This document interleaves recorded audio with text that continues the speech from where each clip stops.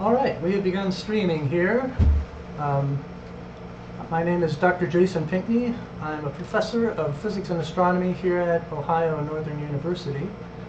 And I'm here to share with you this wonder of nature today, a total solar eclipse. I'm streaming live from Ohio Northern University at the ONU Observatory. That's been around since 2010. And I'm also the observatory manager here. So yeah, I'm here today to give you some special views through my telescopes. I have three different telescope camera rigs set up here for watching the eclipse. And the view you see right now has a view of the sun live in the corner. So the partial eclipse started for us here in Ada, Ohio, just a few minutes ago. Right around 1:55 and 20 seconds is officially when it started here. And so you can see a little dark bite taken out of the sun in that image at the corner. Okay, so yeah, I'm here today I've got some students helping me today. I've got Hogan Reese here, and I've got Patrick Bach as well. And also help from James Massara from Communications and Marketing with the streaming. Another student will be joining me for near the end of the streaming, and that would be Maxwell Phillips. Also, shout out to IT and Alicia Shook for lending an extra digital camera for me, one of the three cameras that I'll be using, and that one will allow me to look at the corona of the sun, hopefully during totality today. So I've got sort of a PowerPoint, well, PDF of a PowerPoint presentation also with little segments. I want to make this a kind of a teachable moment during this eclipse where I can teach you a little bit about eclipses and so on. Let me switch to a different scene here that has my browser window in it, and get that up here at the top so that I can talk a little bit about this eclipse and what's going on today. Here's an opening picture that I have of a total solar eclipse that shows the corona of the sun, and this one was taken in 1999. Here's kind of an outline here showing different little segments, little mini presentations that I can give throughout this 2-hour streaming session. First, I'm giving an introduction, and I'm partway through now already, and talk about what's up, what's going on in the sky today. It's this total solar eclipse. Another mini lecture will be about how to safely observe the eclipse. Another, we can talk about a different cool eclipse phenomena that you can observe during a total solar eclipse. And then after totality, I'll probably talk about eclipses of the past and present, and get into a little bit the patterns of eclipses and how they can be predicted. So here on this slide, you can see the schedule for Ada, Ohio today. Your mileage may vary. It'll happen earlier if you're west of Ada, Ohio, and it'll happen later if you are east of Ada, Ohio. So for us, partial eclipse started at 1:55 Eastern Daylight Time. Totality will start at about 3:10 p.m. And then will end at 3:14. So we get just a little less than 4 minutes of totality here in Ada, Ohio. About 3 minutes 56 seconds, I believe. And the end of the partial eclipse is, it says 4:26, yeah, 4:26 p.m. So I'll actually stop streaming before then. All right, so there's these little C's next to each of those times, C1, C2, C3, and C4. Those are the 4 different contacts during the total solar eclipse. This slide here demonstrates what those 4 moments are.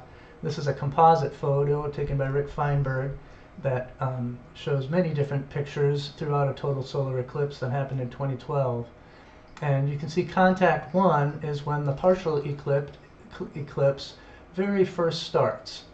And then the partial proceeds for about an hour. And then contact 2 is basically the start of totality. And in this picture, you see the diamond ring effect. So that would be just a few seconds before totality begins. And there's just a little bit of sliver of sun, the photosphere of the sun, showing from behind the moon. And then you'll have totality, only lasts about 4 minutes here. The maximum totality, by the way, for this eclipse is 4 minutes and 28 seconds down in Mexico. And contact 3, C3 here, is when the sun peaks out on the other side of the moon. Notice that the motion of the moon is from sort of the right or west side of the sun to the left or east side of the sun if you're standing and facing the sun, kind of looking south. And this picture kind of gives you the impression that everything's moving from left to right, but the moon is moving from right to left across the sun. And then the fourth contact is the end of the partial eclipse. So that's the meaning of those different contact points. Here's a nice image during totality of the view that you would see from the Earth. Actually, it's really almost impossible to get a single picture that will look this good, and because the corona of the sun has such a wide range in brightnesses, that it required 3 different photos in order to make this picture here. Continuing on with what's happening today, well, we call this the Great North American Eclipse.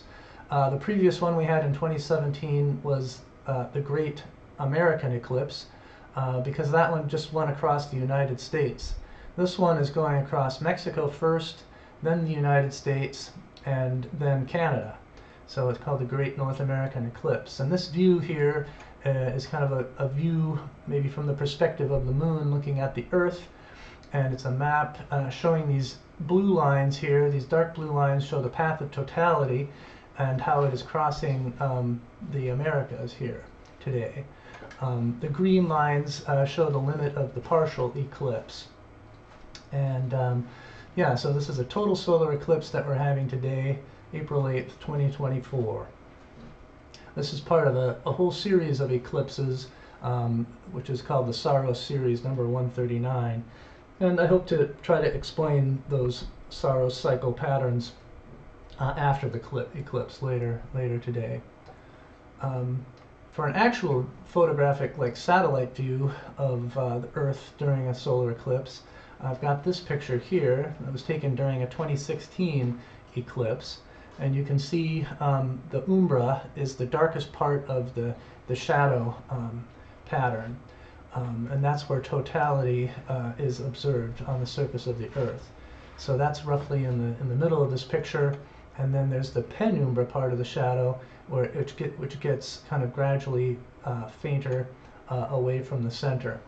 So that penumbra covers almost half of the Earth at a given moment, but the umbra part, where you experience totality, is relatively small. For our eclipse, it's about 115 to 120 miles across, and the maximum is something like 170 miles across for the umbra.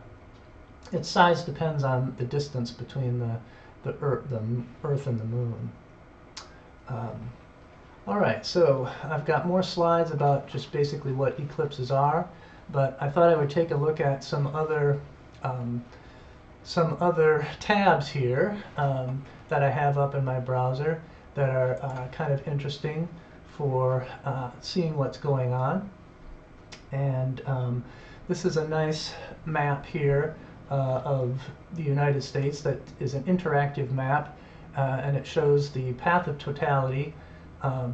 The center line is shown as a blue line here, and these red lines are the limit of the path of totality. Beyond those red lines, there's still a large region of the United States that can view a partial eclipse on this map.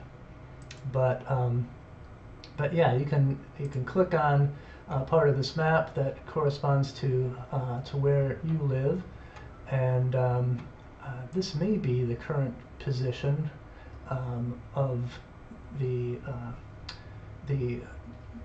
region of totality here. But let me see what happens here when I click closer to home. Yeah, so this is where the totality will be.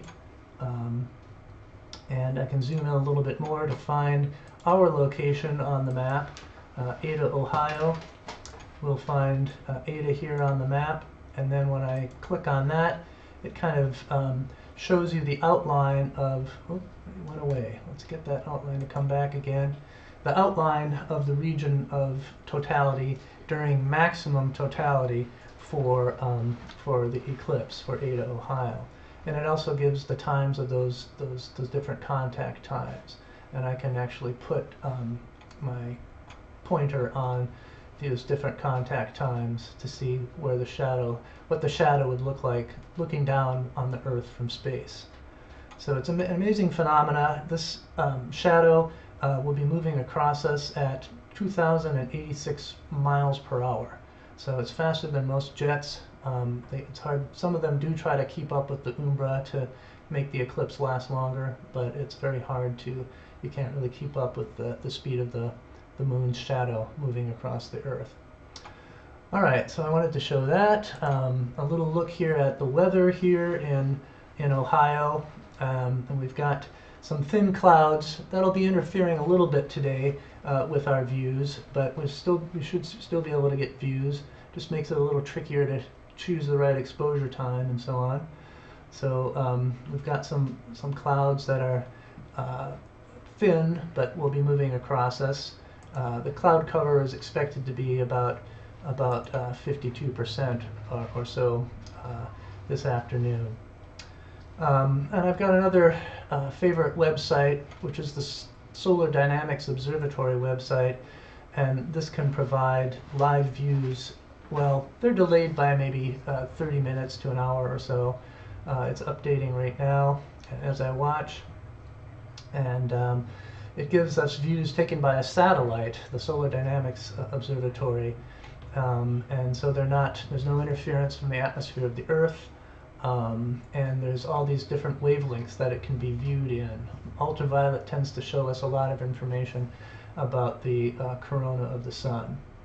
And so if I click on that, I get a nice blown up image taken from space, probably pretty recently, of the sun. I'm not sure if the moon is going to get in between SDO and the sun, but it certainly isn't in this particular picture. Let me see if I can bring it up to the top. There. So there is a nice sunspot on the sun today, a little dark spot on the sun today.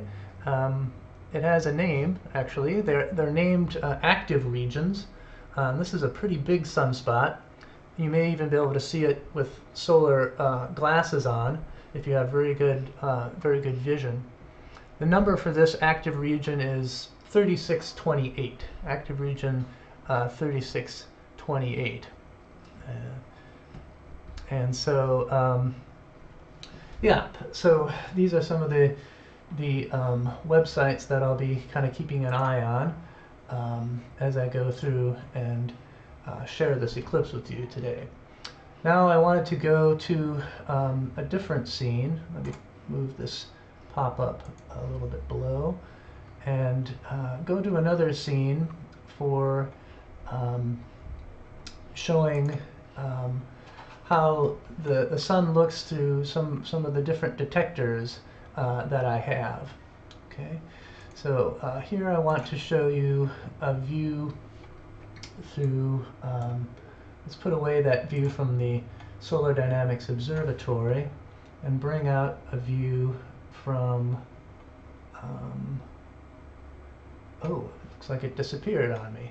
Well, I can't show you that one just now then. Oh shoot, it looks like I lost that view. Let me go to a view that I get from another camera on a telescope that's called a Coronado Solar Max 2 telescope. Okay, let me see if I can get myself in this view here over on the side. like so. Okay, so with the SolarMax telescope, we see the sun in a very narrow band of wavelength, the H-alpha part of the spectrum, which is an absorption line right around 6563 angstroms. And that provides kind of a unique view of the sun that brings out kind of filaments on the sun, and it gives it sort of a furry appearance. You can see that active region sunspot, but other features can be seen as well. Let me bring up that sharp cap window, and you can see the nice blockage that we have. I'd kind of like to save a picture that I'm seeing right now. So I'm going to try saving this picture of the sun blocked by this by the moon, and I can play around with the stretch here and bring out. We can make the sun look very bright, and so you can mostly just see the sunspot on the sun there. If I make it look a little darker, I can bring out some of this interesting filamentary structure on the sun. That looks like that. It might be hard to see if you're looking at this streaming in a bright location, but I'm seeing a lot of filaments and kind of furriness on the surface of the sun taken through this camera here. This is again a SolarMax telescope. It's a telescope that is specialized just for observing the sun, and you can't. It lets too little light through in order to see other astronomical objects like stars and galaxies. I wanted to also try to bring out any prominences that might be on the sun today by overexposing kind of the main part of the sun and looking at the limb of the sun. We can sometimes see prominences, and I think there was one that's hiding behind the moon right now. So I can't see one very well, but I'm going to try changing the position, the pointing of the telescope, so that we can see a little bit different part of the sun. All right, so I'm moving the telescope, and I'm going to try to look on the top part of the sun. It's going to look blurry because the telescope is in motion during a 4-second exposure. I'm doing 4-second exposures here of the sun with the Coronado telescope, and we'll see if I see any prominences on the top part of the sun here. I'm going to have to fiddle around with these stretch controls and see if it responds to me here. It's kind of responding a little bit laggy. What do I see? What do I see? Do I see anything?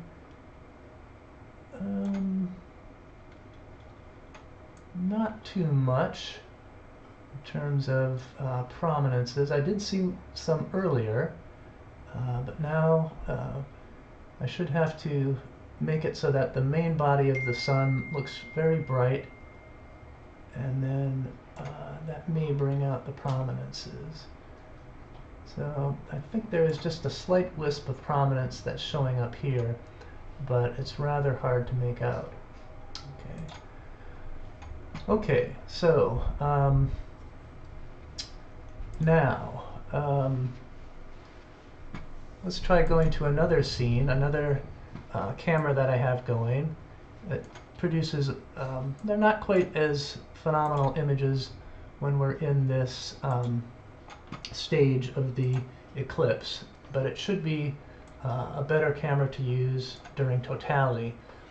It's a Nikon camera that is piggybacking on a telescope, a 6-inch telescope that I have, and that telescope is guiding on the sky.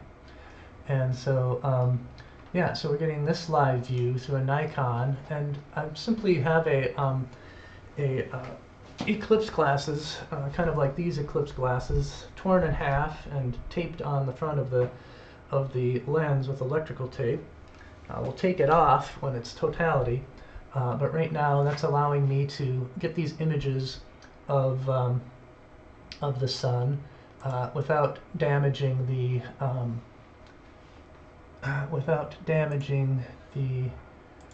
the camera at all.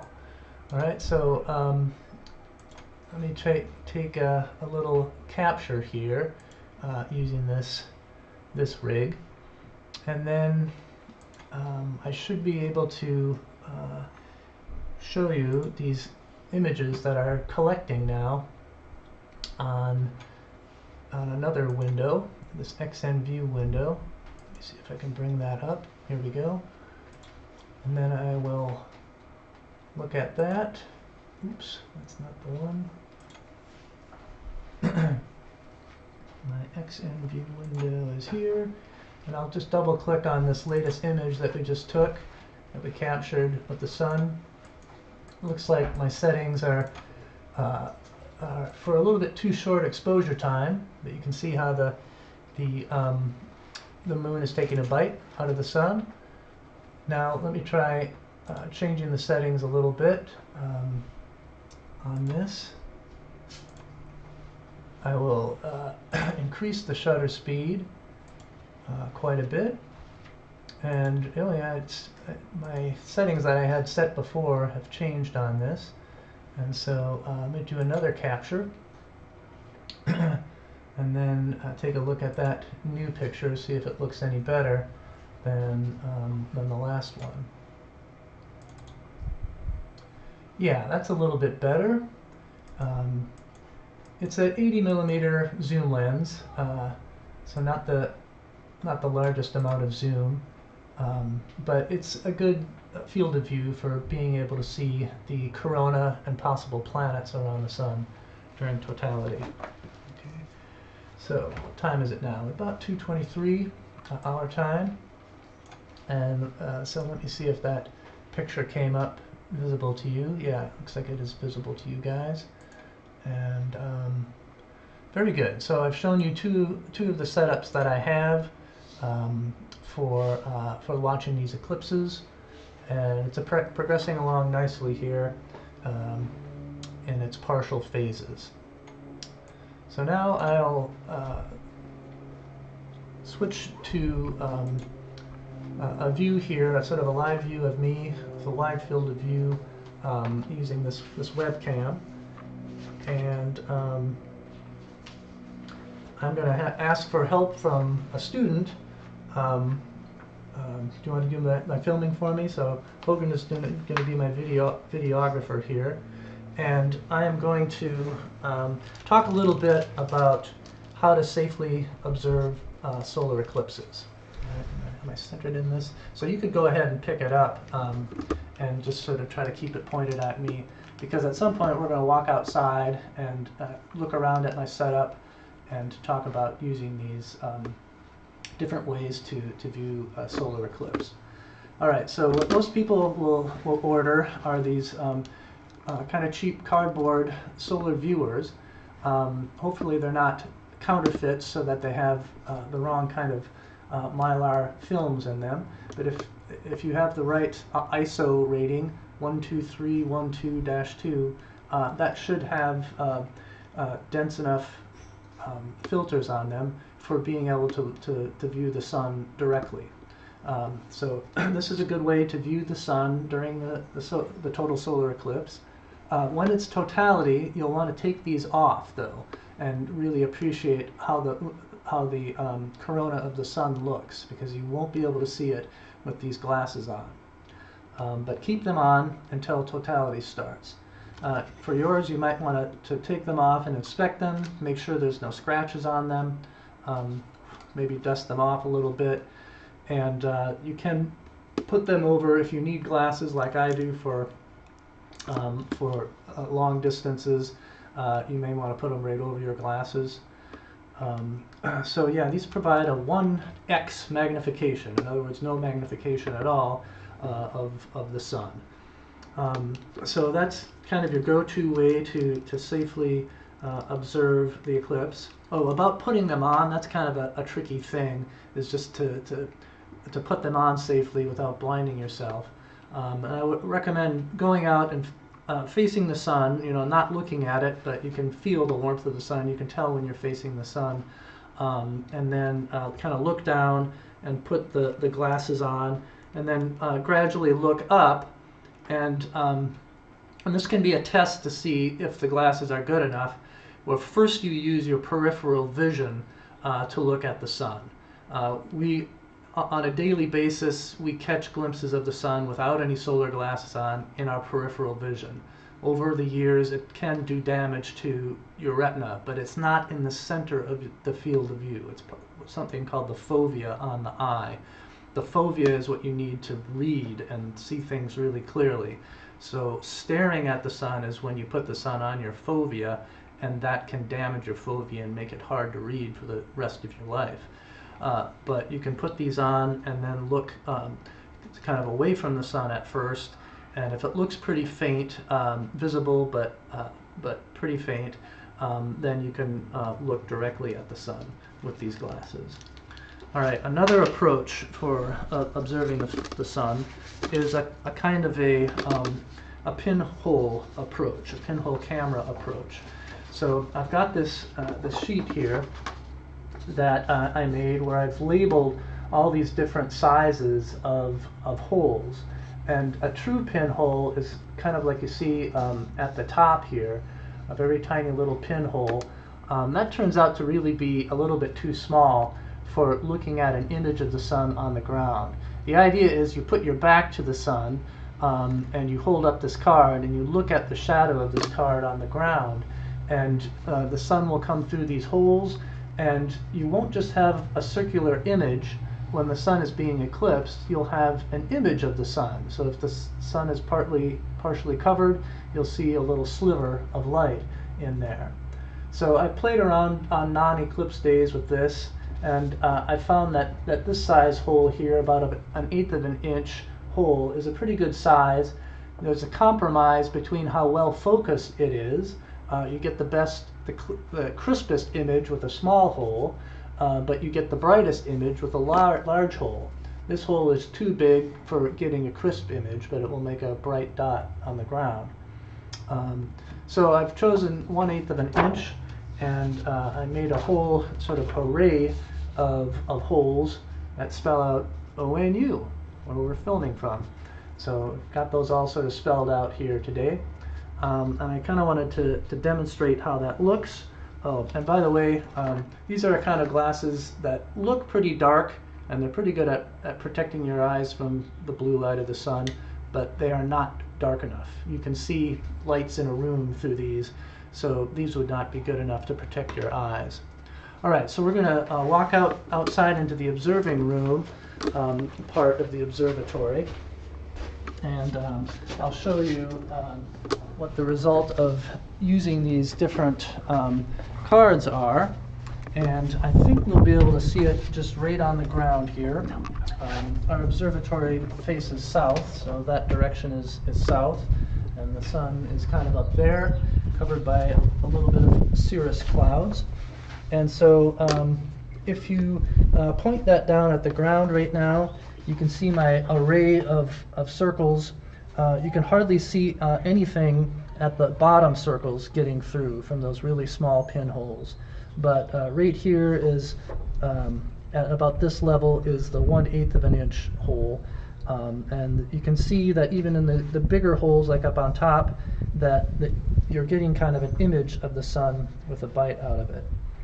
All right, and then if I take out my array here, that spells out ONU, try to get it oriented right, you can see that they're not just circles, but they're just a whole bunch of little images of the sun. The clouds are kind of parting now, and you can see that fairly well. All right, so I forgot to grab my solar eclipse viewing box. You can take the same concept of pinholes And you can get a better contrast image of the sun if you block out all of the light of the sky that's behind me. And so, oh, thank you very much. I'll grab this box here and just talk about how this thing works. So yeah, this is my Eclipse viewer. You need the sunny side up, pointed towards the sun. And the idea is I've got 3 different holes on this end. And then on the other end of the box over here, I've got a white sheet of paper. And so this box serves the purpose of increasing the contrast on the image that you can see on the inside.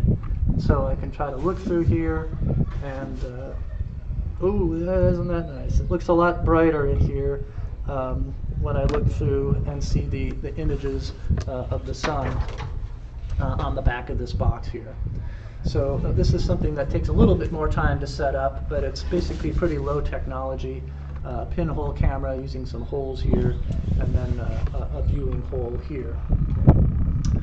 All right, so those are my demonstrations of how to safely observe the sun without too much fancy equipment. Of course, there's a lot of other equipment that we have here. If you're getting into telescopes and things like that, then you need to have solar filters. Now, you can point that telescope at our different telescopes there, and maybe lift it up a little bit so that you can see this screen here. So do you think that screen is in view?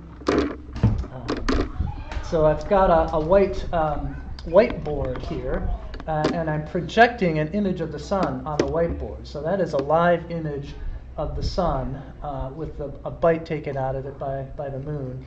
And it's coming from this telescope. You may be able to see that green dot of my laser. This is the 6-inch telescope. And this is the telescope that I've got a camera, the Nikon camera, piggybacking on. And so the camera will move with the telescope and remain pointed at the sun.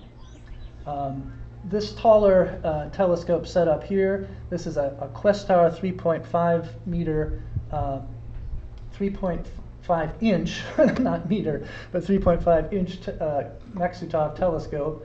And I've got a Canon camera on that one. I kind of lost my connection to that one, so I'm going to have to try to reconnect that.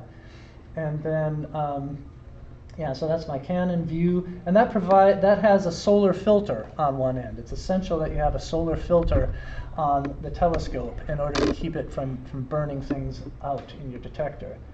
And over to the left, hopefully you'll be able to see where I've got the 12-inch written on this pier here. That has the 12-inch telescope riding on it. And then on top of that telescope is a kind of a golden telescope riding on it called the Coronado Solar Max. And that gives us that red view of the sun. All right, so that's the equipment that I'm using here today. Let's come back in and take a look at things, how things are progressing. We're at about 2:34, so we've got about a half an hour until totality starts. It would be good to try to get that the Canon camera working again. So do you guys want to go out and try turning it off and on and unplugging it and plugging it in? We're going to try that first, and then there's a more draconic way where we have to shut down all of the different viewers that we have in order to make it sense this one again. It's a little quirk that we discovered earlier today.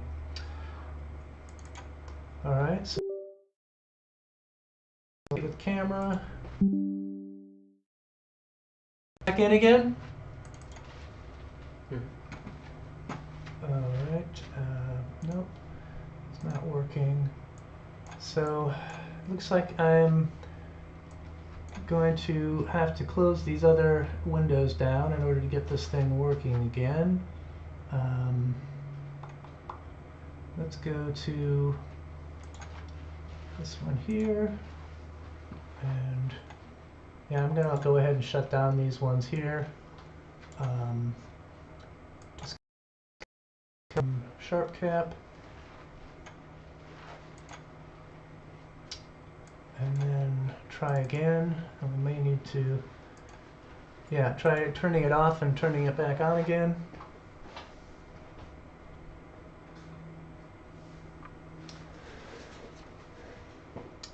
Alright, so yeah, having some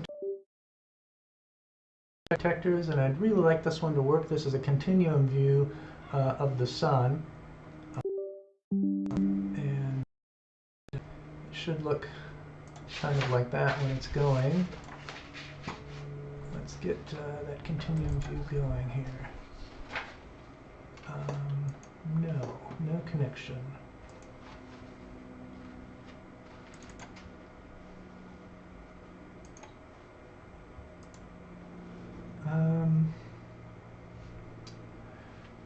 Yeah, turn it off again and try unplugging it and plugging it back in.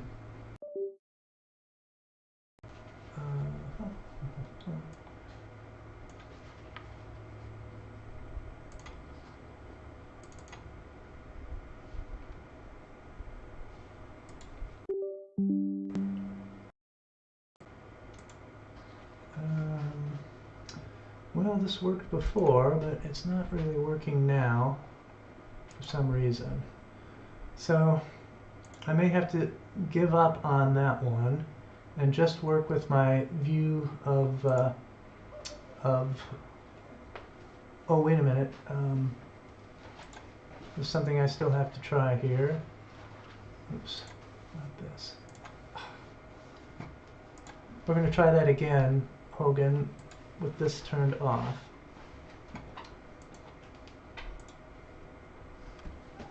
Do the whole works of unplugging it and starting it up again.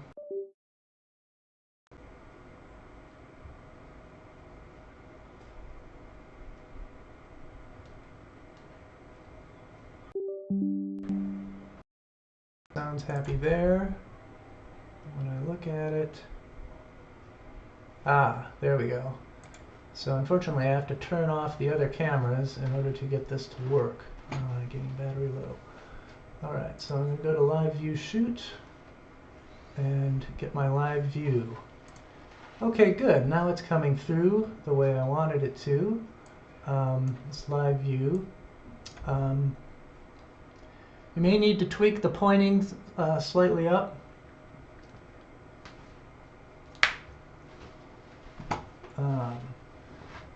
Tweak the pointing slightly up so that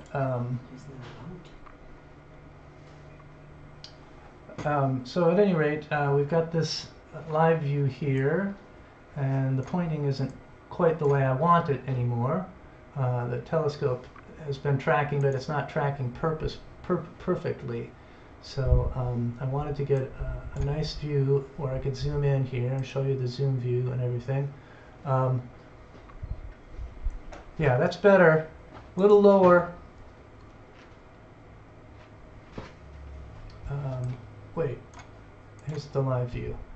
Okay, back up again. That's good. That's good. Perfect. Okay, now we've got this view. Let me see that it's coming through on OBS though. Nope, I've lost it here, of course. So I need to find the right one. This one here. And sort of turn it off and turn it back on again. Come on, zoom view. And it's not. What's going on? I seem to have lost it. It just turned off. No, here it is. The live view turned off. Come on. Live view.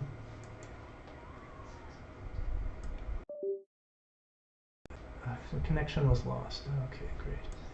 All right, I may have to give up on that one for the time being. It seems to be low on batteries again already. So I'm going to switch over to the sharp gap view and get that one going again. This is the view telescope.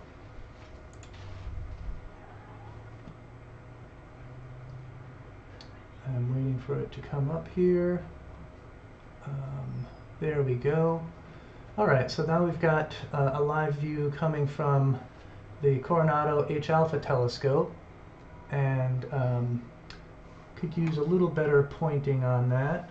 It looks like another window of mine crashed here. I had a control of the telescope, and that has gone away. So you can just enjoy this live view. It should be updating every 4 seconds here until I get control of the telescope again.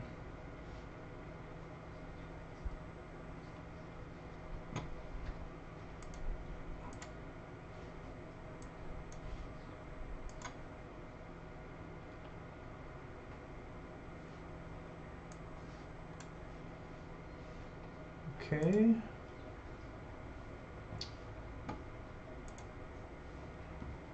Alright, now I should be able to adjust the pointing a little bit.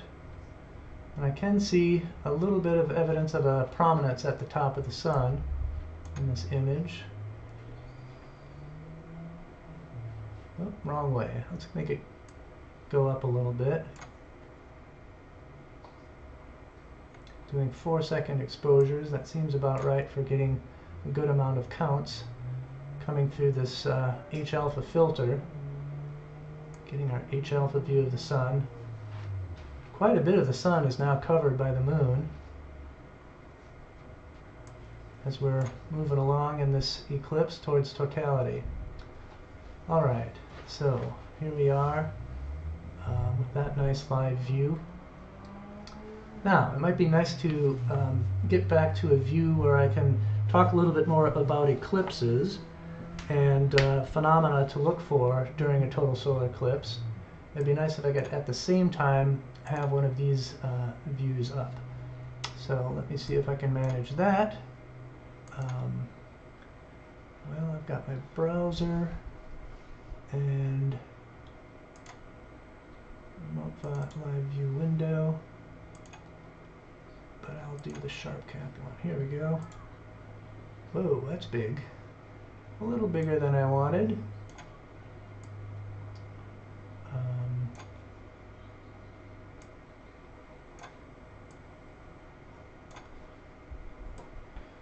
Okay, so pretty soon here I'll get back to the regularly scheduled program of a little PowerPoint presentation. This live view window is not looking like it should.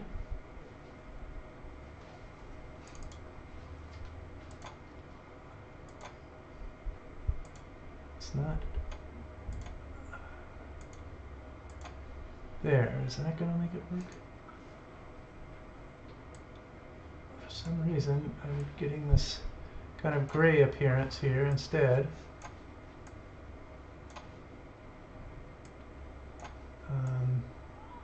Well, that just doesn't seem to be working. So I'll take that one out. And actually, if I put it back on again, no. Okay, so let me go back to looking at the browser here. And going through my PowerPoint. So where I left off was here. Eclipses, what are they? You got solar eclipses and you have lunar eclipses, and the solar eclipses are when the moon goes in front of the sun, as shown in this top picture. Lunar eclipses are when the shadow of the Earth falls on the moon, and the moon seems to move through the shadow of the Earth. The size of the Earth's umbra at the distance of the moon is actually quite a bit bigger than the moon, and so it's easier for that to sort of fit together, and for the moon to be covered up. Okay, so here I am. And yeah, for just in eclipses in general, for all types of eclipses, whether it's lunar or solar, you have this basic shadow cone structure that's formed by the sun and then either a planet or a moon. Since the sun is larger than all of the planets and the moon, it creates this sort of shadow cone structure where the umbra comes to a point behind that planet or moon. Now, if the moon or planet was bigger than the sun, you'd have an umbra that fans out and gets larger behind the object instead of getting smaller. Now, of course, this image is not to scale, and the sun is actually 400 times larger than the moon in diameter, and coincidentally 400 times farther away than the moon. And so that allows the moon and the sun to subtend the same angle of about 1/2 degree in the sky. Okay, I'll try to make myself visible here as well. Actually, I wanted this view here to have a smaller size to it, and I can do that with this filter. Okay, there we go. So now you can see me talking a little bit better in the side. Okay, so back to that PowerPoint here. Yeah, so this is the basic shadow cone structure, and we are now located very close to this apex of the umbra shadow cone. So for solar eclipses, you've got the moon between the Earth and the sun, and the moon casts its shadow on the Earth. This is kind of a side view of the situation.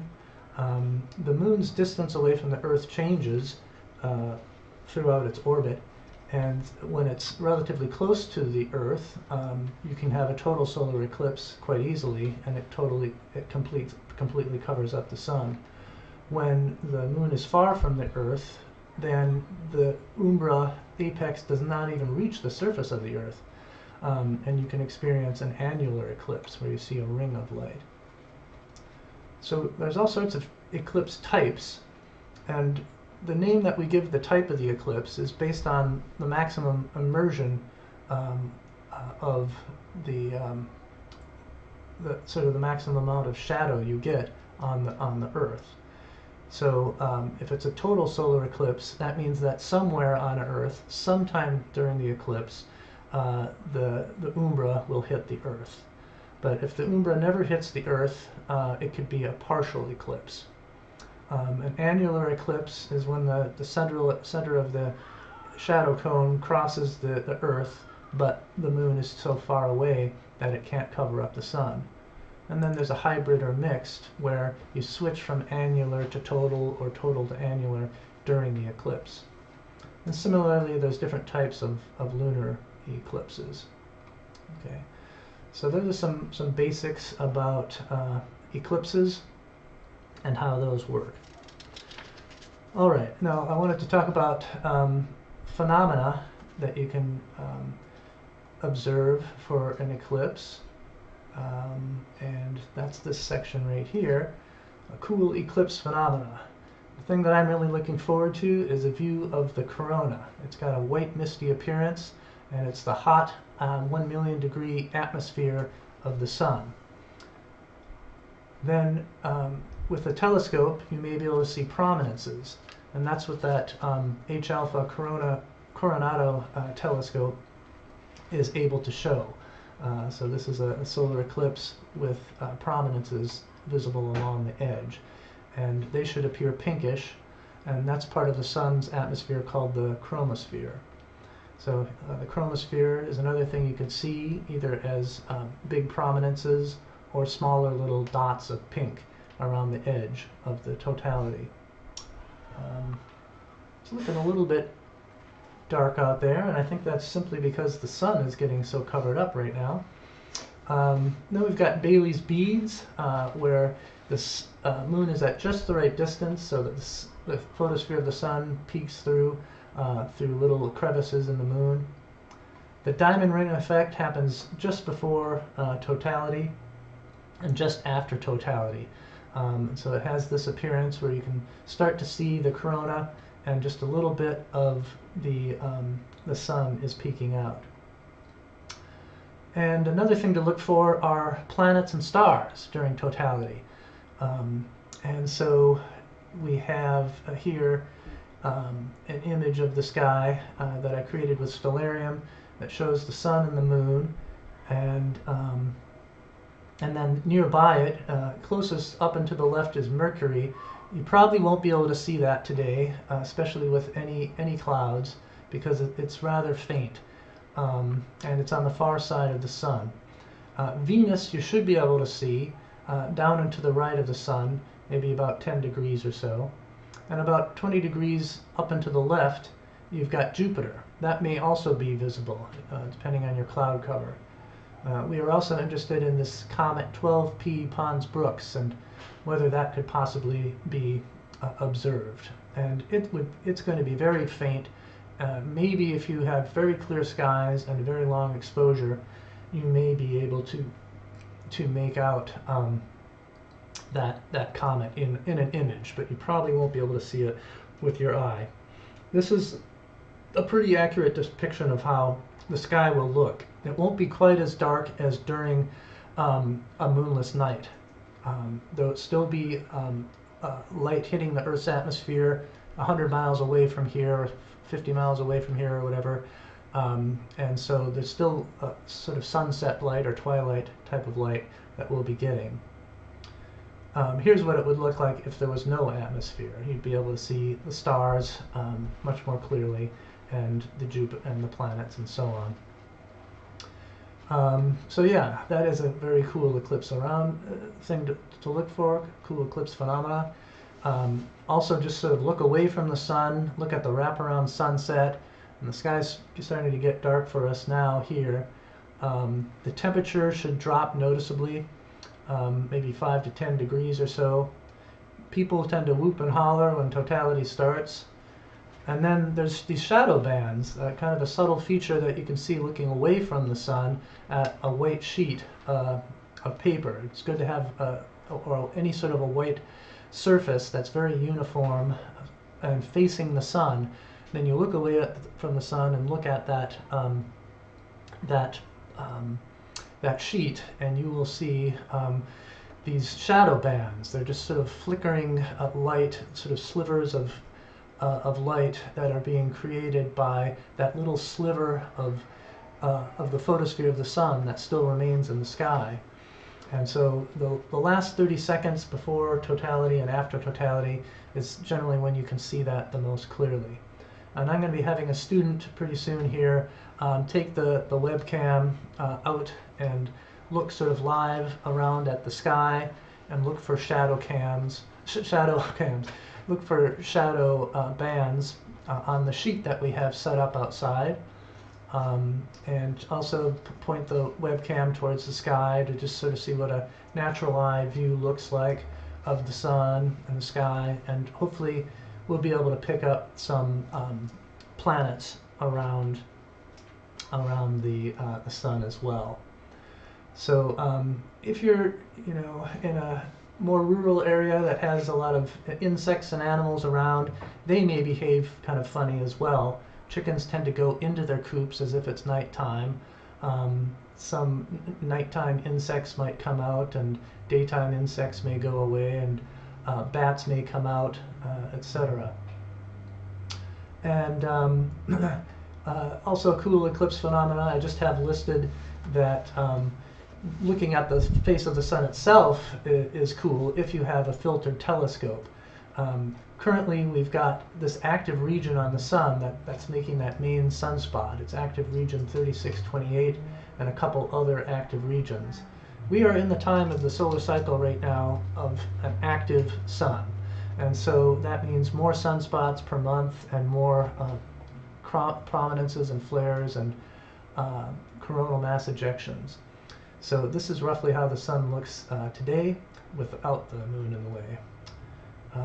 Another cool thing to look for, even if you don't have a hole in a card to look at the ground, you might look at the ground underneath a tree, and you'll see that it casts little pinhole images, little crescent images on the ground, caused by those holes in between the leaves in the trees. And here's a picture of the pinhole camera sort of thing that I made. But my design is better because if you put your head through this hole here, your head will block the light. Okay, so at any rate, that is the little presentation I gave about interesting eclipse phenomena. And I think I'll get back to try to creating a good view that shows the sun in it. Here's me kind of with a view of the sun, a remote live view of the sun. My Canon view is not working anymore, but here's a little bit better blow-up of that image. Okay, and yeah, I'd like to get some pictures here if I could.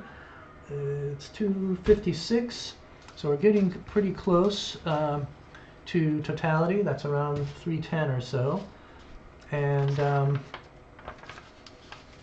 yeah, in a few minutes here, I'll be having the students pick up the webcam and give live views of things. But for now, let's try to capture some images of the sun as we go here. I would like to see this and try to capture an image. This is a pretty nice image as it is. This isn't responding that well.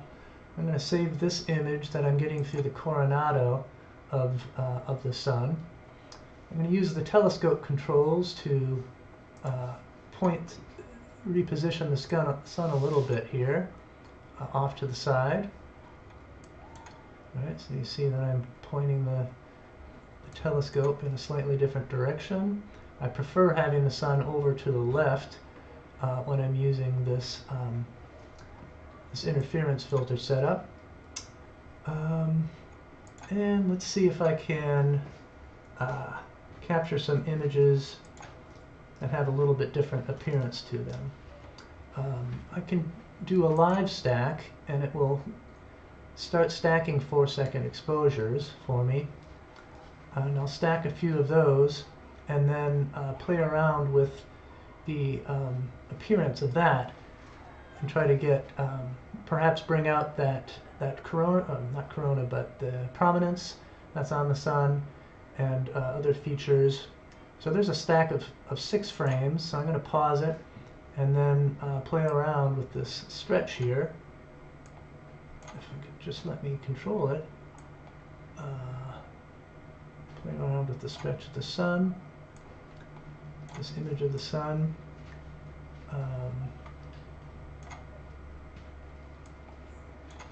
This is not responding the way it's supposed to. Oh, there, finally it flexed. I'm looking at this stretch here, this curve,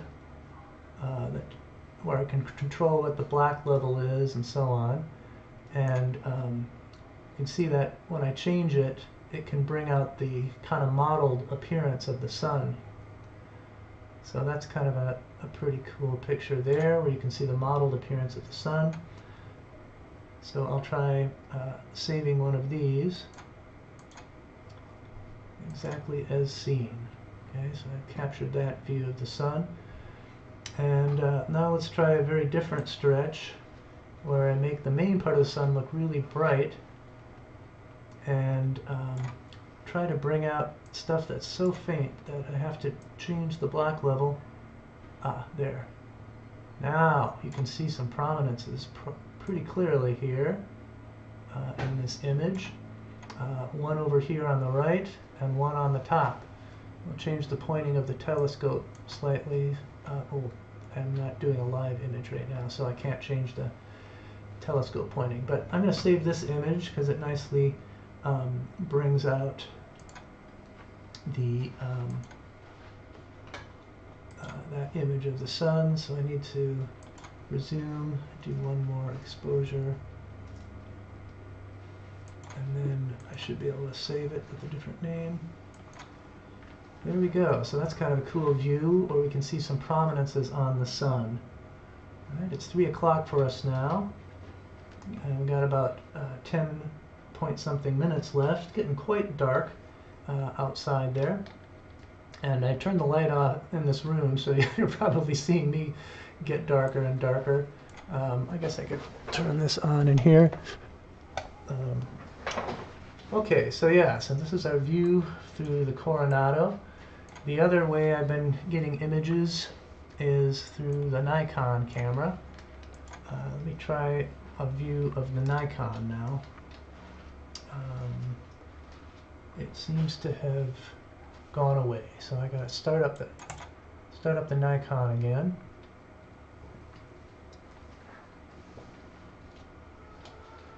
Try to get a view through the Nikon, and let's click live view, and there we go. Okay, so this is the view with this Nikon camera with an 80mm lens. It's not showing up for you yet, but I need to raise this to the top. That's not quite it either. Shoot. Okay.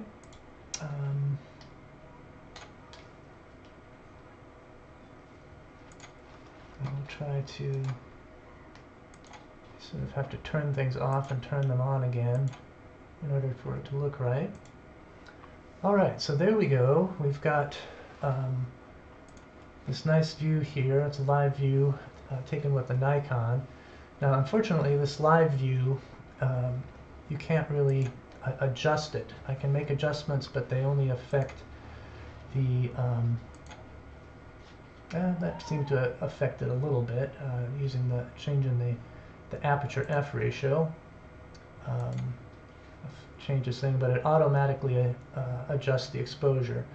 But I can manually adjust and try to take to capture an exposure, and it won't immediately come up on the screen unless I bring up this XN view.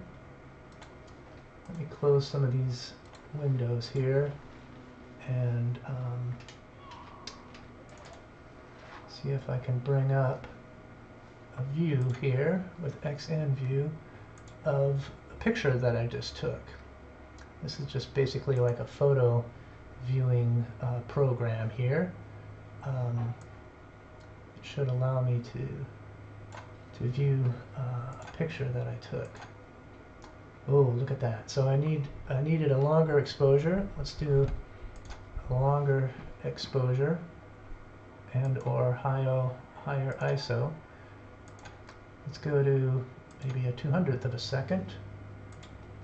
Capture through this filter, and take a look at this one that I just took.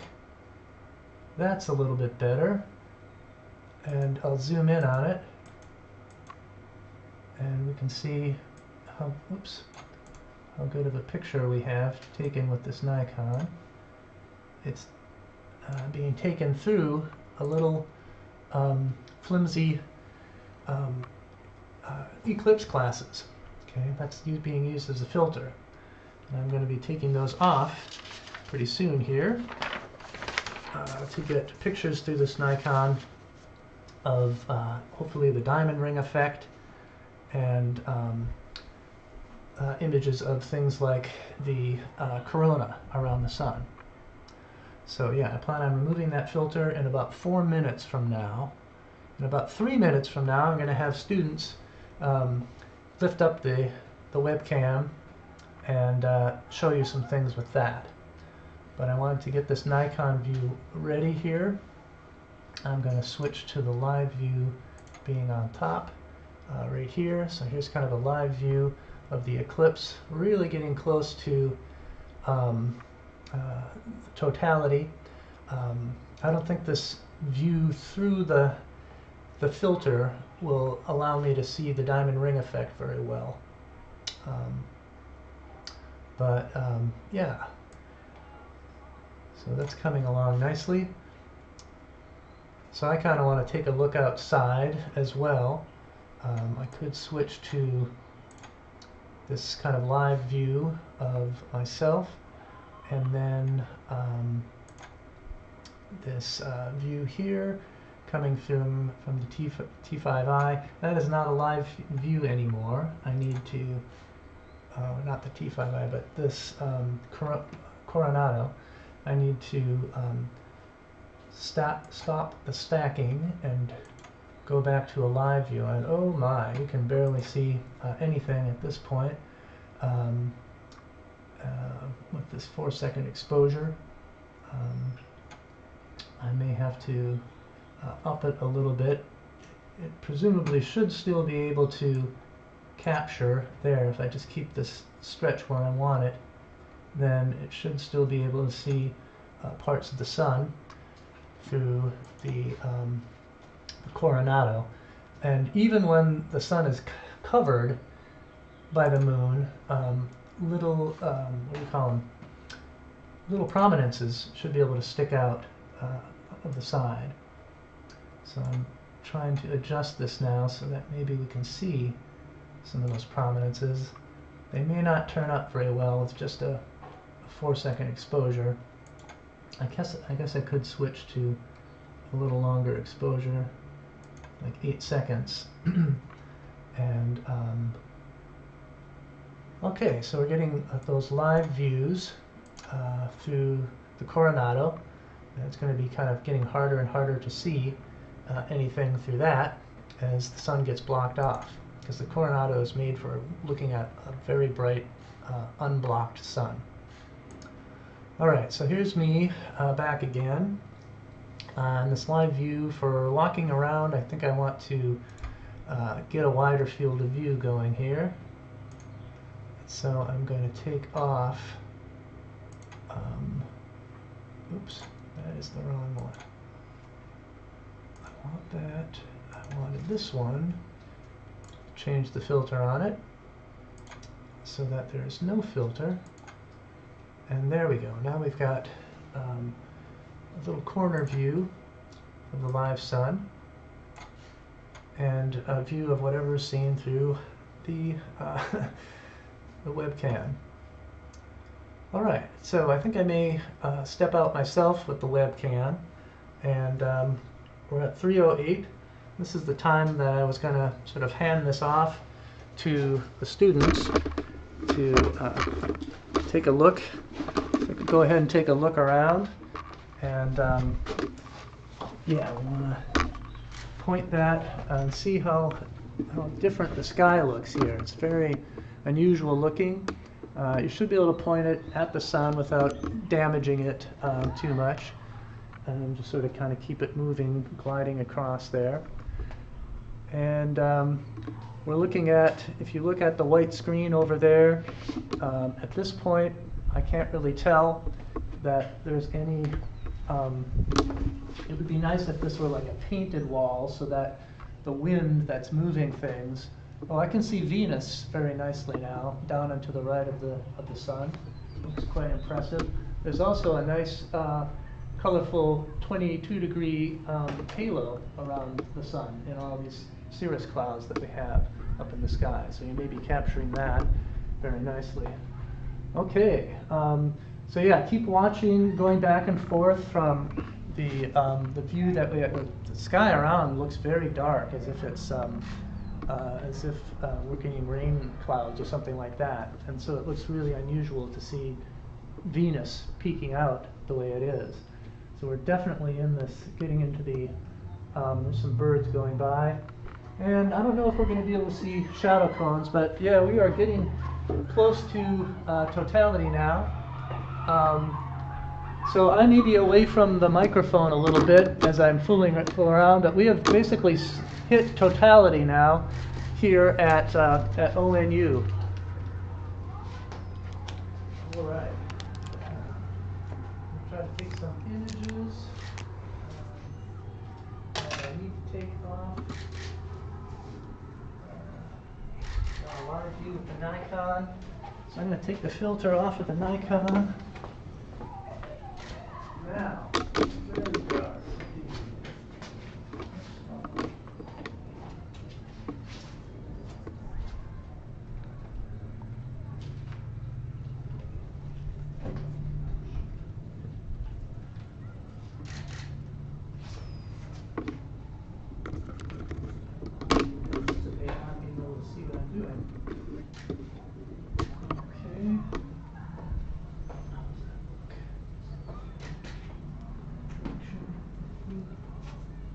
Okay, so yes, we are pointed at the sun, and I'm going to try to quickly capture some pictures.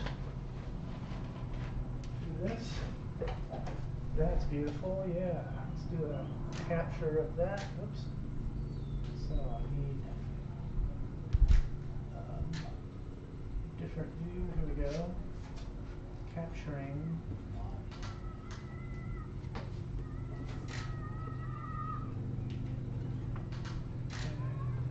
Excellent view. See if they're turning out.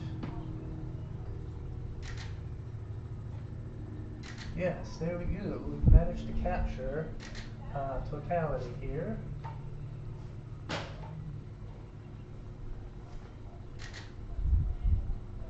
Okay, let's try changing the exposure time. Make it a lot shorter, like a 40th of a second. Capture.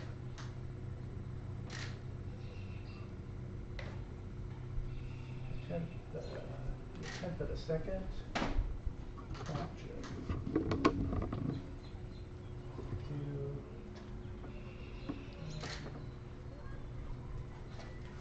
Fourth of a second. Capture. Alright, let's see how these are turning out here. Oh, fourth of a second looks like it's a bit too much. Yep, fourth of a second is too much, overexposing. Looks like I need to kind of repoint the thing a little bit. Oh, there's a bat. While I'm getting this live view. User is almost over.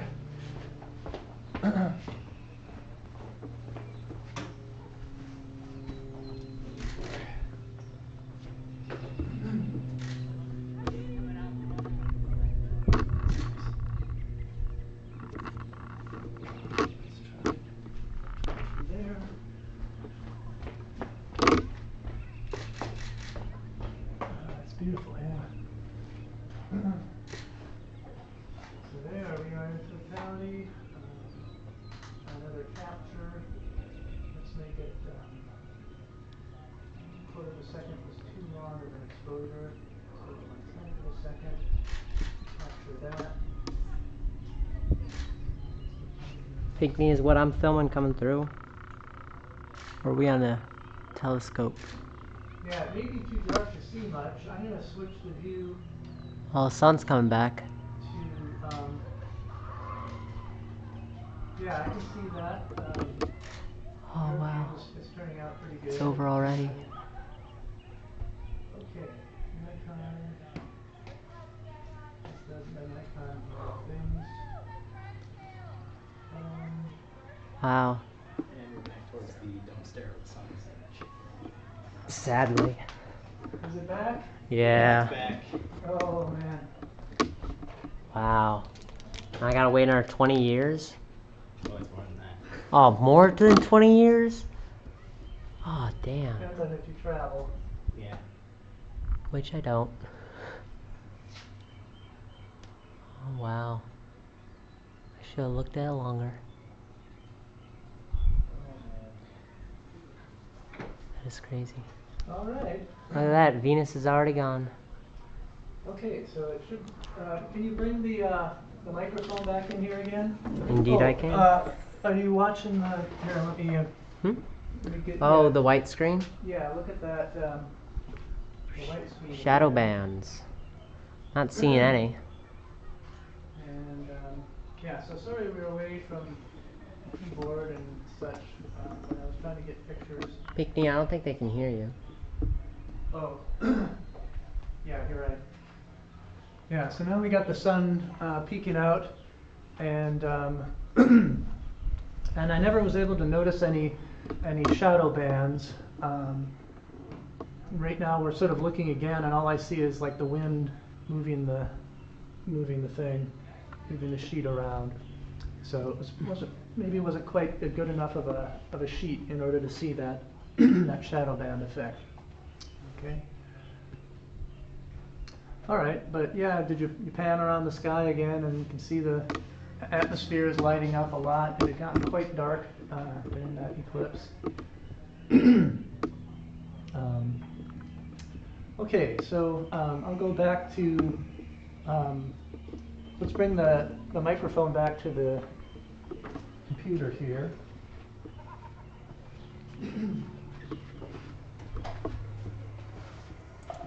And we'll switch back to this view here, where I can talk about stuff that we've been looking at, what I've been looking at. It's not focusing very well. That's strange. Probably because it's there at the sun. You wise guy. Yeah, it could be. We are knocked out now. We're going to have a blurry image from now on. Does not seem to be auto-focusing. So I just wanted to try to change this one so that it is has no filter on it, or does have a filter on it. Make it a little bit. Oh, geez, look at that. All right, and let's see if I can get back to having another live image of the sun in this field of view here. Oh, can you put the filter back on that camera? All right. So yeah, that's not good. Okay, so I am trying to get back to some live views here.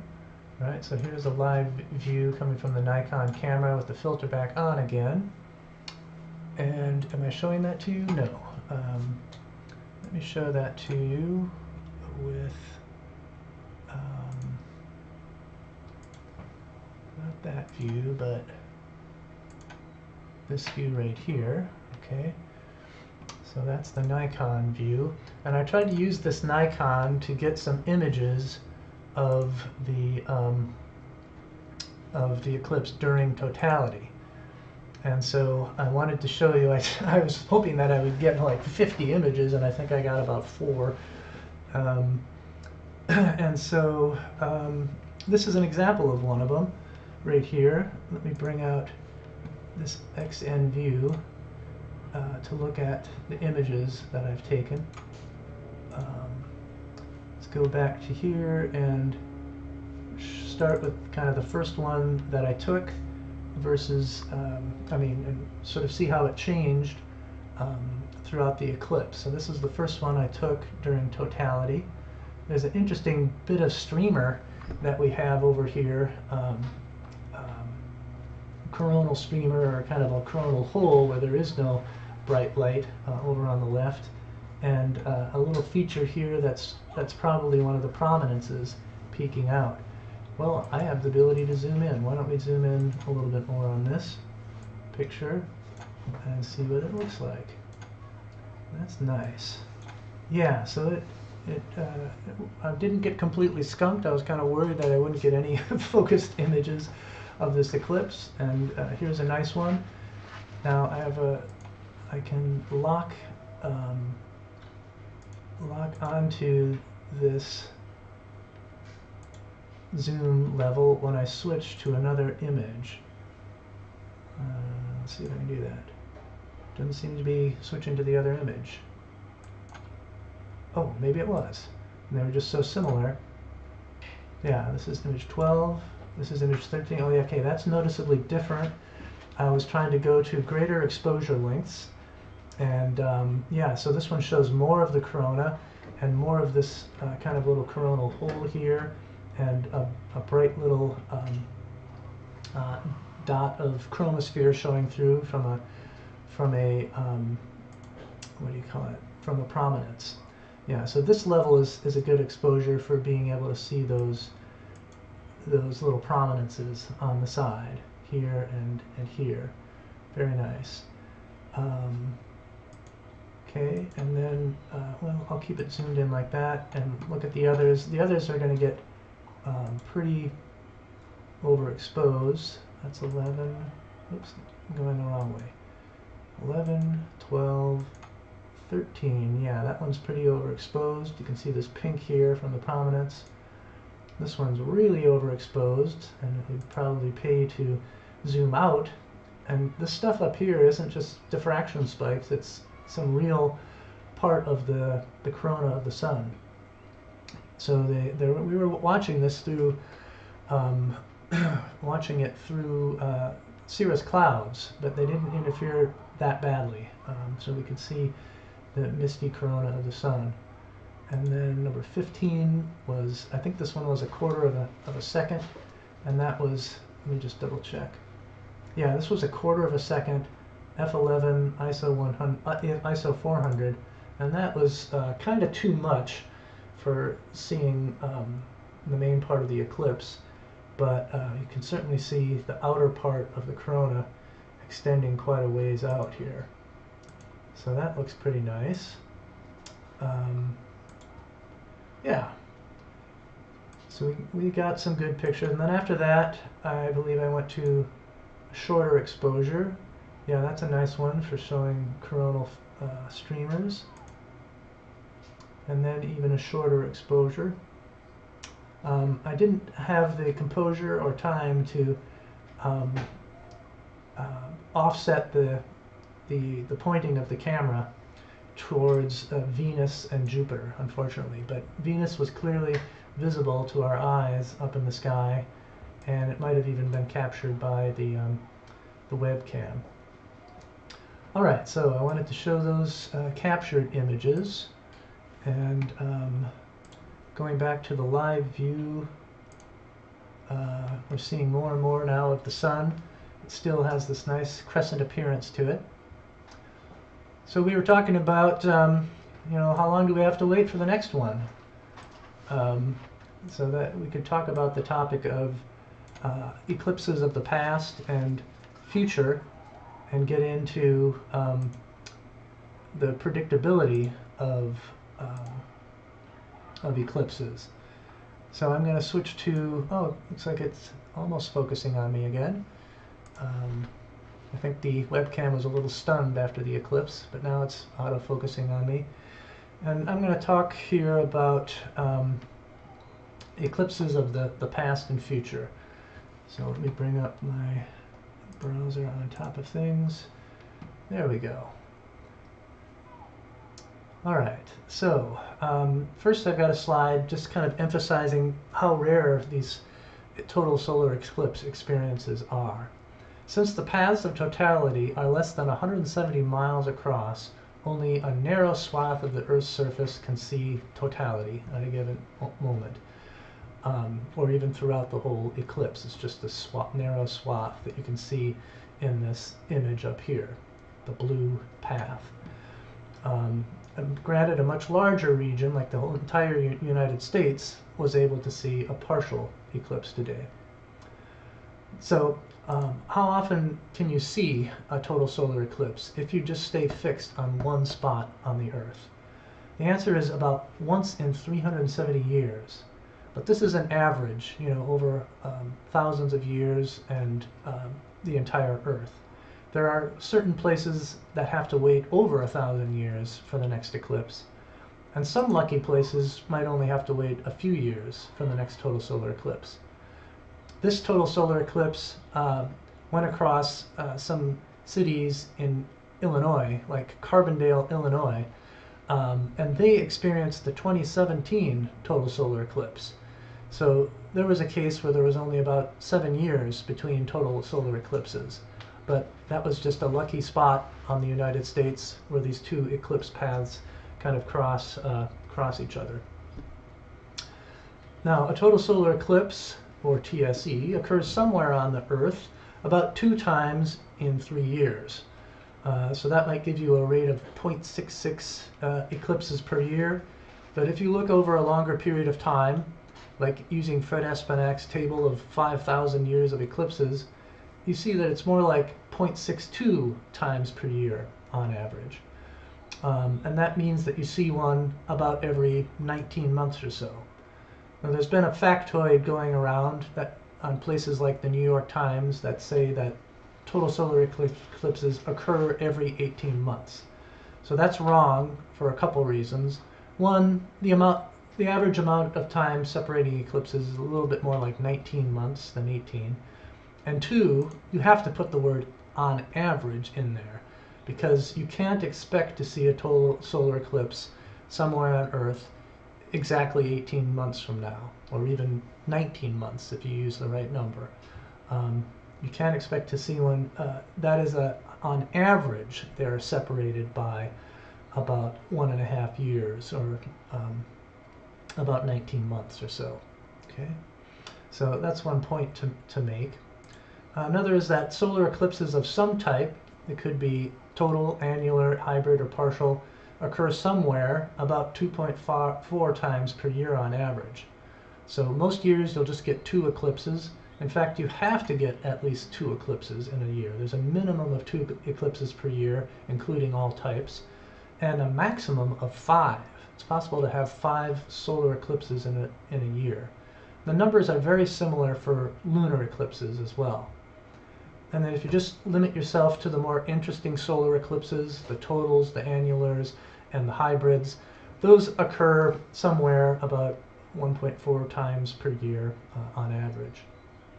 So with that once in 370 years statistics in mind, you can see that these total solar eclipses are quite rare at a given spot on Earth. But if you're willing to travel, you can observe one, every 1.5 years roughly. Here's kind of a listing of the 10 solar eclipses between 2017 and 2027, just to give you an idea of how many there are going on. But most of them are not visible in Ohio. These ones that are in blue are actually visible in Ohio as partial eclipses, so you might not even notice that those happen. And it's only this one in 2024 where you get totality. Granted, back in 2017, we were well aware of that eclipse, and we had 85% coverage of the sun, and so we were all observing that eclipse here at the observatory in 2017. Looking at another listing here of eclipses, these are previous eclipses that have happened in the United States, and I also make a note about special ones for Ohio, for our Ohio viewers here, going back to 1963. Okay, and over to the right I have these colorful numbers here, which are the Saros series number. Turns out eclipses come in these series called the Saros series, and they're numbered, and each Saros series number has over 1,000 eclipses associated with it. But they are spaced out by a certain period of time, the Saros cycle. It happens to be 18 years, 11.33 or 11.32 days. So you can see the current eclipse, April 8th, is part of Saros series 139, and that is totality viewed from here in Ohio. So I've got that one in red. And the last one that was pretty interesting as a partial eclipse for us was this 2017 one. That was the coast-to-coast Great American Eclipse. That was part of Saros 145. Notice there was another one in that same family back in 1963. That same family. The difference in time between 1963 and 2017 is 54 years. And that is 3 Saros cycles. So that's as this very special period of time called an exoligmos. And in an exoligmos, you get a repeat of the same eclipse, just offset a little bit north or south of the last one. So its path of totality will have a very similar shape on the Earth. So notice this one that we're having today, 139, from series 139, is really a repeat of an eclipse that happened back in 1970, March 7th, 1970. But then it was mostly going across Florida and the East Coast. That was a really important one for NASA and the space age. It was one of the first ones where they sent up rockets and aircraft to try to view the effect of the eclipse on the atmosphere, the ionosphere of the Earth. So yeah, this was a kind of a repeat of one that happened 54 years ago in 1970. And there's similar patterns. This 136 here, 1991 eclipse, was a special one for me because I went to see it in Hawaii, but it was only visible from Hawaii in terms of the United States. And that one you'll see repeated when I move to the next slide. Here's 136 again. For one of the next big eclipses, which will be a coast-to-coast eclipse in the United States. It happens on August 12th, 2045. There's a commercial that says that the next eclipse is 2044, and either they were making a mistake and they were off a year from the 2045, or they were referring to this one from Saros 126, which just barely clips Montana. So that one barely counts as one that's visible from the United States. And I've got this Saros cycle 147 that will make an eclipse only visible from Alaska in 2039, but partially, the partial will be visible from the United States. The big question is, when will we see another good total solar eclipse from Ohio? And there we have to go to the last one on my list here. September 14th, 2099. That is totality for Ohio. And it's part of series 136, which is a repeat of the one in 2045. Okay, so that's part of that same Saros series, a similar eclipse to the one that happened in 2045. Okay, so I mentioned that these different eclipses that are part of the same Saros series, they'll have a similar path across the map of the Earth. So here is an image of the 2017 eclipse that was called the Great American Eclipse. Went from Oregon across to the Carolinas, and so that's why we called it the Great American Eclipse. That one only lasted 2 minutes and 38 seconds, whereas the maximum duration for today's was 4 minutes and 28 seconds down in Mexico. So that's that 2017 eclipse path. Here's today's eclipse path.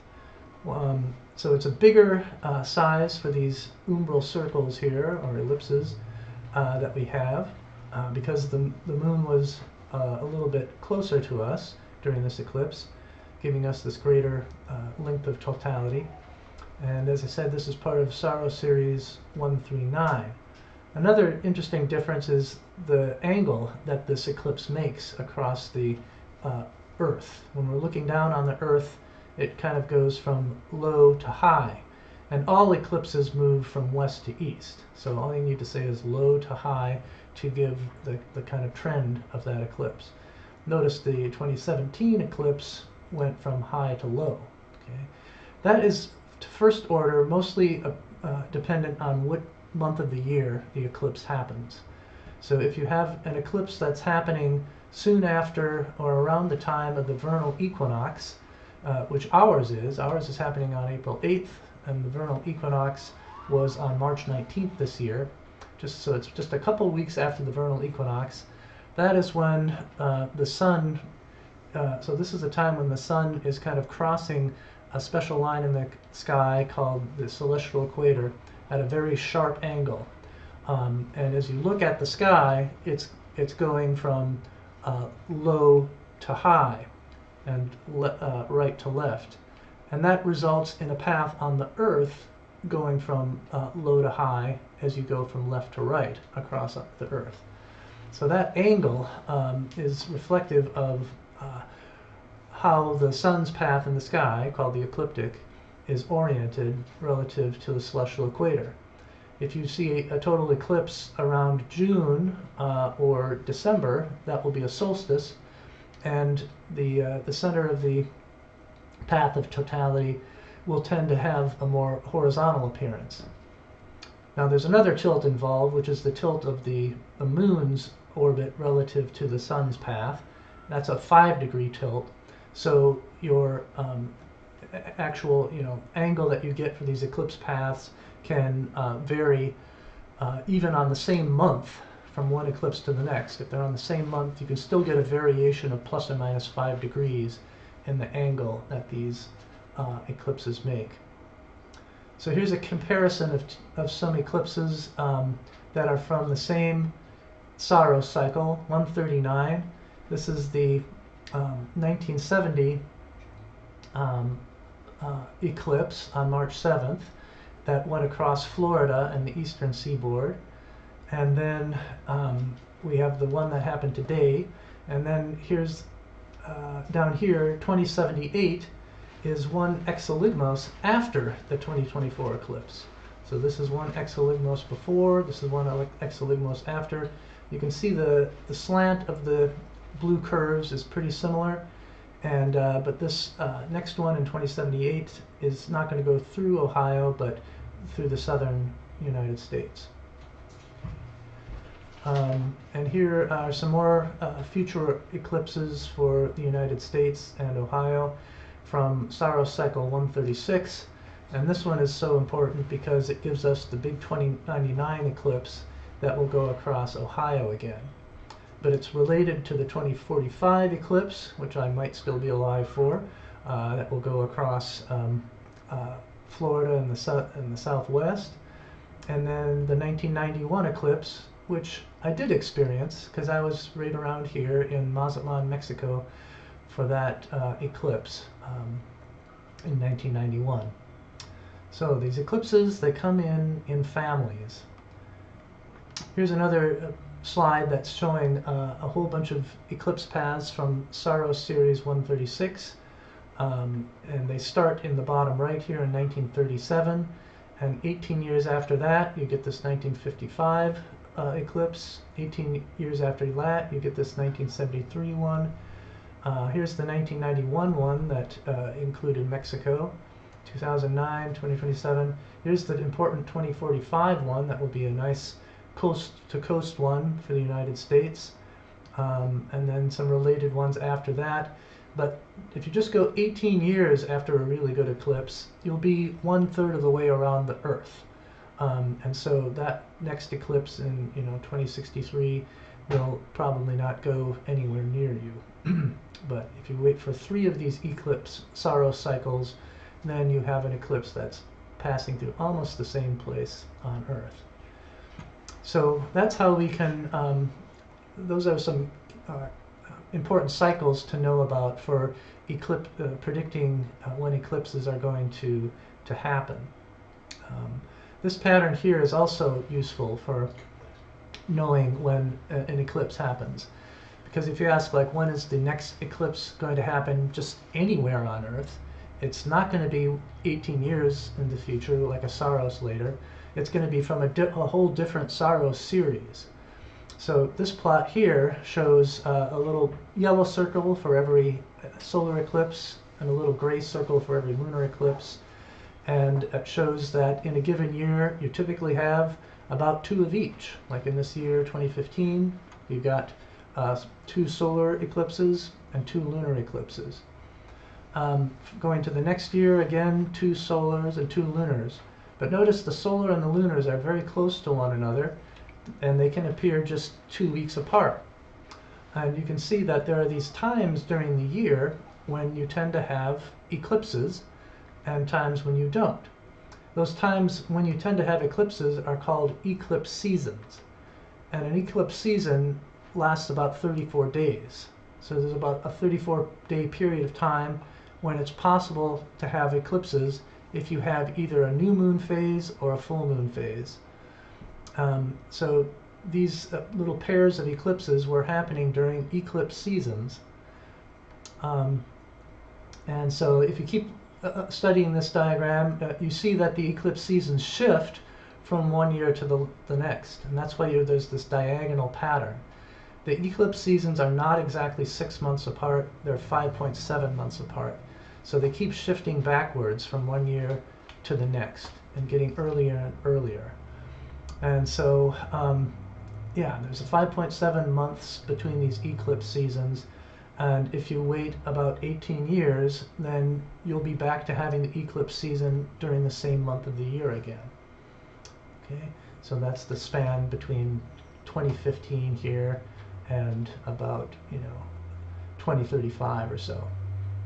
about half of 18 years, 9 years later, you'll have an eclipse season in March again, but there will be a different angle of the moon's path relative to the ecliptic.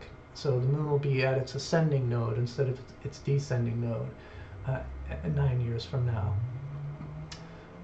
So yeah, that leads to these different statistics of there's a minimum of 4 and a maximum of 7 eclipses per year when you include both lunar and solar. There's a minimum of 2 and a maximum of 5 solar eclipses per year if you just look at solars, and so on. So this can be understood in terms of the tilt of the moon's orbital plane relative to the ecliptic plane. And it's a 5.2 degree tilt. So that's why sometimes when we have a new moon, the moon is roughly lined up with the sun, but its shadow, the moon will appear above the sun and its shadow will miss the earth. Or the moon could, the shadow of the earth could miss the moon because the moon is too far below the ecliptic plane. But when the moon is crossing the ecliptic plane, either at the ascending node or descending node, then you can have an eclipse. A solar eclipse if it's new moon, or a lunar eclipse if it's a full moon. Okay, so here's a kind of a view showing the plane of the moon's orbit in purple and how it's tilted relative to the plane of the Earth's orbit around the sun. And it's just a 5 degree tilt in there. And there's these 2 points called nodes, and they're on a line. And you have to have that line pointed towards the sun, otherwise you can't see an eclipse, okay? Or roughly pointed, like within 19 degrees or so, and that leads to about a 34-day eclipse season. Now, here you see the Earth going around the sun at 4 different times, spaced apart by about 3 months. So you can see the different alignments of this line of nodes relative to the sun. And over here, the line of nodes is perpendicular to the sun, and you can't see eclipses. The moon's shadow will miss the Earth. But in this position and this position, you can see eclipses because you see the moon, this little dot, is on the line of nodes. It's on the line that's pointed towards the sun. So it can cause a solar eclipse if it's between the Earth and the sun, and you can see a lunar eclipse if it's on the far side of the sun. So here, this is why you get eclipse seasons that are about 6 months apart, because it takes 6 months for the Earth to go from here to here. But it's not exactly 6 months, it's 5.7, because this line of node actually rotates a little bit in a counterclockwise direction. So when this Earth orbits all the way around, it'll come back to an alignment with the line of nodes here instead of here. So 2 times 5.7, or 11.4 months later, is when the next eclipse season can happen. So yeah, the eclipse seasons are about 34.5 days in duration, 5.7 months apart. And this defines the Saros cycle here. In days, it's 6,585.32 days, which corresponds to 223 phase months, like 223 full moons have to go by, or 223 new moons have to go by before the Saros.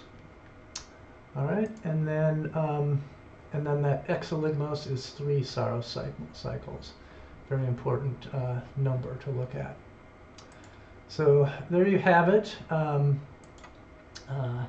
The predictability of eclipses related a lot to the geometry of the orbits of the Earth and the Moon.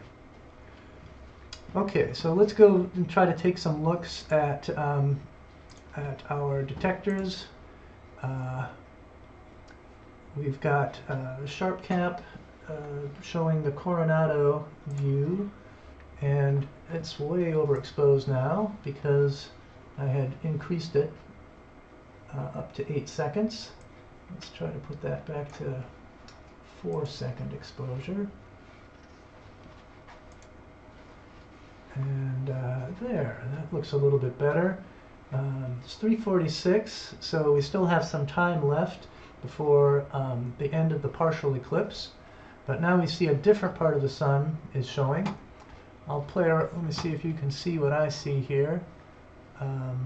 Yeah, you can see me and this view here of from the Coronado. This is that H-alpha filtered telescope that just lets through a narrow band of red light. Alright, so I'm going to play around with this stretch here to see if I can get a little better view of the filaments and such that are on the sun. There we go, that's looking a little better. Yeah, we got filaments, this kind of splotchy or mottled appearance of the sun. They look kind of like little rings that are probably about the size of a phenomenon called supergranulation on the sun. Granules are much smaller than that. By the way, the size of the Earth in comparison to the sun, it's 1/110th the diameter of the sun. So it's usually about the size or smaller than sunspots that you can see on the sun. Okay, so that's a pretty good view. Maybe I'll capture this view post-totality. And I could try for a stretch that brings out some possible prominences that might be on the sun. Actually, do I want to change the pointing a little bit?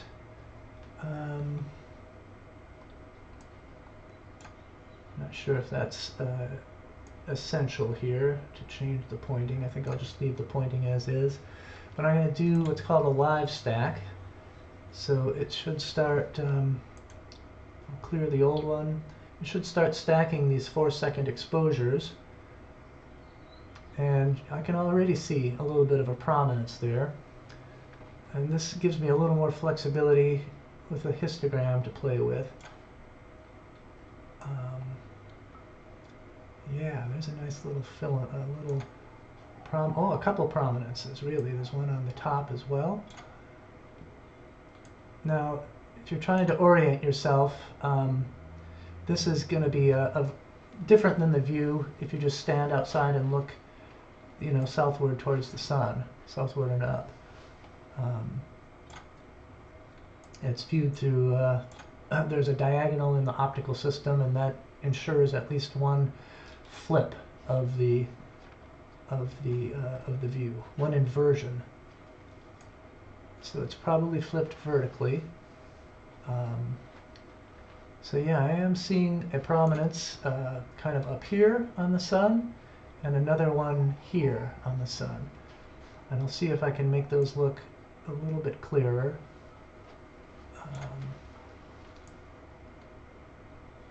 You have to kind of overexpose the main part of the sun.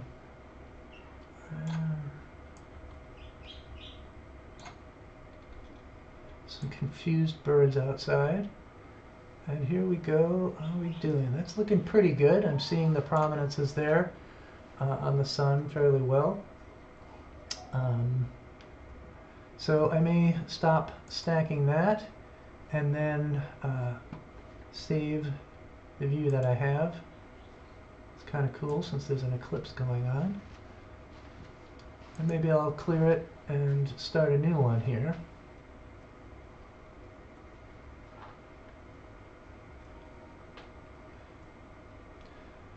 Getting a crisp view kind of depends on the telescope tracking well, and we were having some issues with the telescope not tracking well, and then that will blur out the image.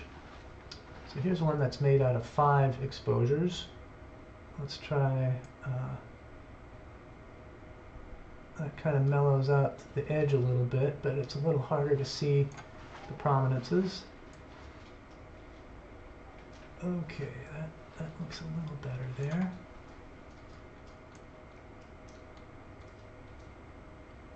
Sometimes I click and it doesn't respond. Okay. Well, you can see it there, but it's hard to get a real clear image of it, of those prominences. I'm going to take this picture and then I'm going to try moving the telescope and see if I can get, see how it looks when it's a little more centered in the field of view.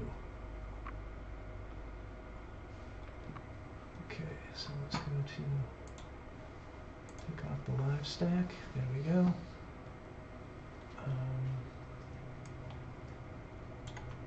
So I'm repositioning the telescope, pointing it in a little different direction here. So sometimes when you get the feature in a different part of the field of view, the wavelength that's let through is a little bit different. So it's a little bit different tuning, wavelength tuning. Okay, and maybe move it down slightly. Did it move?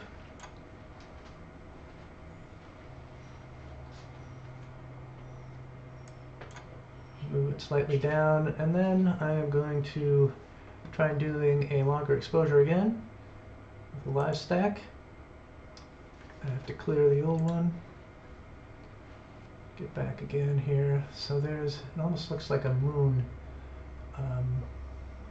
crescent moon that we're seeing here. It's the moon in front of the sun. So I don't know if that improved anything. I'm going to stop it at 6 frames. There. And let's see if we can bring out the prominences any better. I can see it up there on the top. There's one here, and there's one right around here. Not sure how the clouds are out there. What's the clouds looking like out there? Is the sun covered by cirrus? A little bit. Not as bad as earlier. Okay. So I can't blame that too much for the image, but I can barely make out the prominences on the edge of this image here. Could try a different approach. Get a different curvature.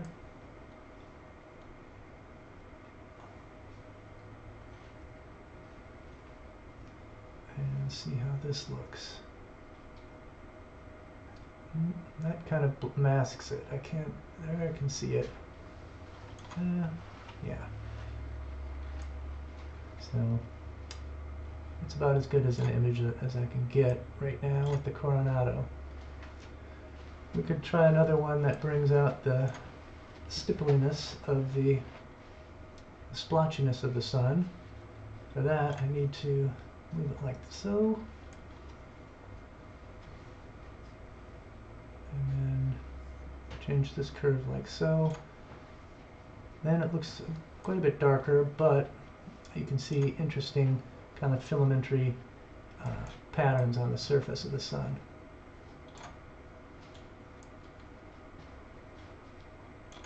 Okay, so maybe I'll do one more exposure and save this one exactly as seen. Okay, so that was fun getting some images with the Coronado here of the eclipsed sun. I will try to go to a new view now with the Nikon, see how that one is looking.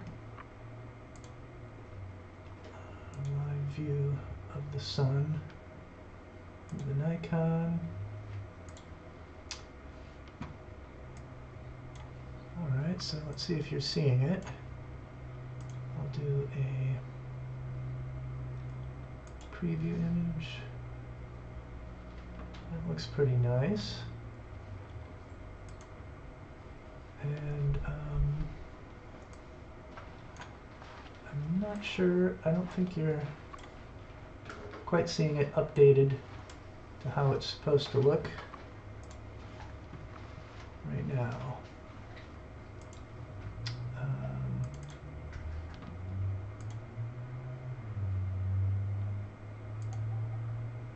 There's that. And then back to the live view. Okay, so that is that is the live view that you are seeing of the sun. Getting close to the end of the partial eclipse here, and I'll be signing off pretty soon in about 5 minutes. So let's try to just get a couple final images here through the Nikon, and we will try to display them, the still images that I take, using this XN view.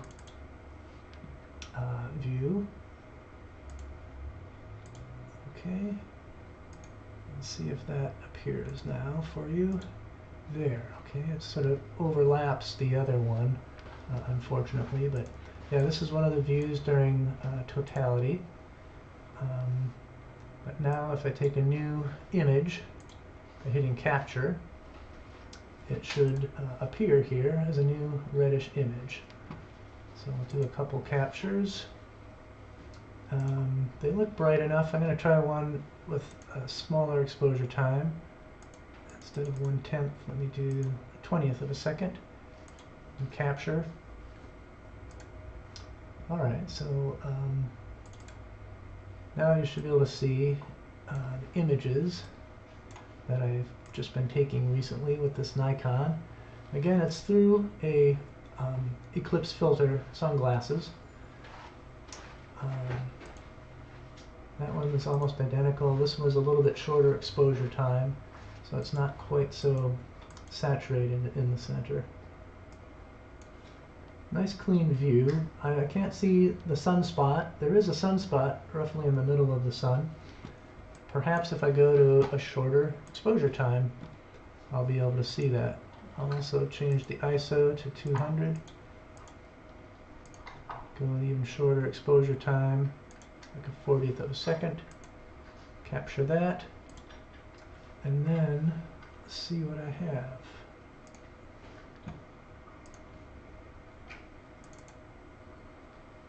A little bit different. Yeah, that was enough to bring out the sunspot. Now if I zoom in, you can just barely make out that sunspot on the sun. Before it was just a little too saturated to see that. These images can be manipulated with a Photoshop type program though to bring out things and improve their contrast and so on. So yeah, there we go. We're getting these nice still images of the sun. I think I could go with an even shorter exposure time than that. We'll go to a pretty short 1/25 of a second. Take that picture. See how it turned out.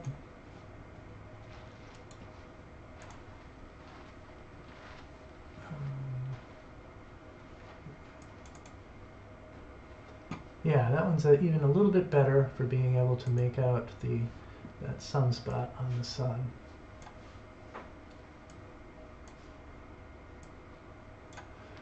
Okay, very good. So we got some nice images of the sun here, and I'm going to get off the air here as promised around 4 o'clock. Let's get a view of me where you can actually see me talking. Okay. So yeah, it's been fun hosting this total solar eclipse with you. Once again, this has been Dr. Jason Pinkney here at Ohio Northern University, and we've been trying to view the sun with 3 different cameras and 3 different telescopes. One of them kind of petered out on us, and we had to continue with the other 2. And it was just amazing for me to see this totality for the first time. It was really easy to see the corona and Venus up in the sky, and I hope you pulled away from the live coverage long enough to get a view for yourself out in the sky. So I think I'll be signing off then, now that it's 4 o'clock, and thank you for joining me today. Goodbye.